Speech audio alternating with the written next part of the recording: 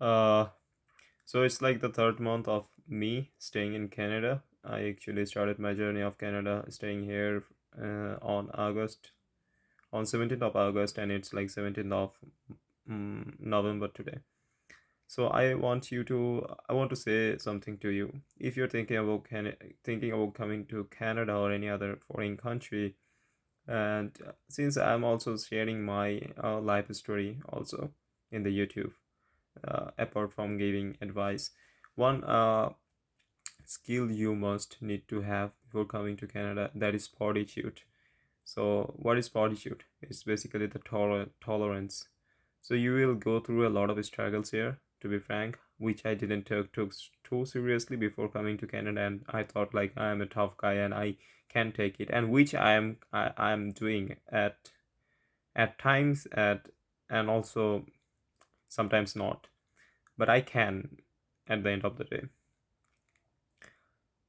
You need to one another skill you can have, like if you can keep yourself standard for like 8 hours straight with taking like 30 minutes of break in after 4 hours, that will be really great that will be really great skill to have before coming to Canada, because if you're getting a job, most of the jobs want you to actually keep yourself standard. It's if it's restaurant jobs, it's also same. If you're getting a job as a cashier somewhere, it's also the same thing. So that's the thing. After all, it always depends on your luck and whatever you say. There is uncertainty there wherever you work. You may have much less pressure on you. You may work on Tolarama, which will be easy for you, unless it's like so far away from your home, and uh, you are doing the night shifts. Talking about night shift, the last 2 weeks that were like so hard for me, because I worked like 16 hours on the weekends, and during the Sunday, okay, I worked in night hours, and it was like I was working from 10 p.m. to 6 a.m. Then I had my class on the next day from 10 a.m. to until 6 p.m., and then I worked for in the last video I said like 10 p.m. to 12. It was not 10 p.m. to 12, it was actually 8 p.m. to 12, and the last week it was 7 p.m. to 10. So that is how it goes on the weekends. So yeah, you have to have mental threshold, and it will also require you to have physical threshold. Another thing is that study management. So all things related to study, don't take too much time to if you're taking too much of time actually doing the study, and if you're not learning anything, that will be disaster for you. So you need to have good mental focus and good memory, cause you will be having limited time for study here, unlike in Bangladesh when I was studying a lot, and I was doing great.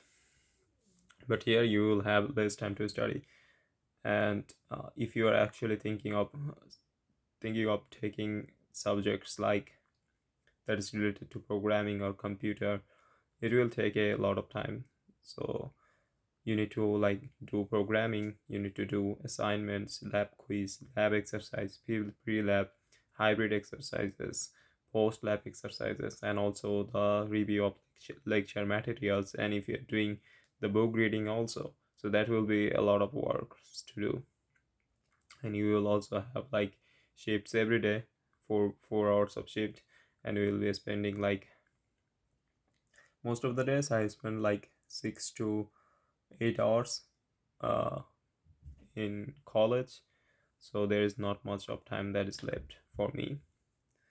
So that will be the reality after coming to Canada, and I'm thinking about saying describing the courses you can take, and I will also share the culture of international students or culture of native Canada here. You native Canadians here, you will see a lot of things, and a lot of things will not make sense to you. How people are having so much of fun and you are not having, cause their motivation was coming to Canada not to take a serious subject. not to do the hard work. Their motivation was just coming to Canada and spending money and getting a better life that they were not having in their country. It can be India, Pakistan, Bangladesh, whatever. uh, and never be distracted by them, because there is always cause and effect. If you're having so much of fun now, you will be having hard time uh, coming in the coming days.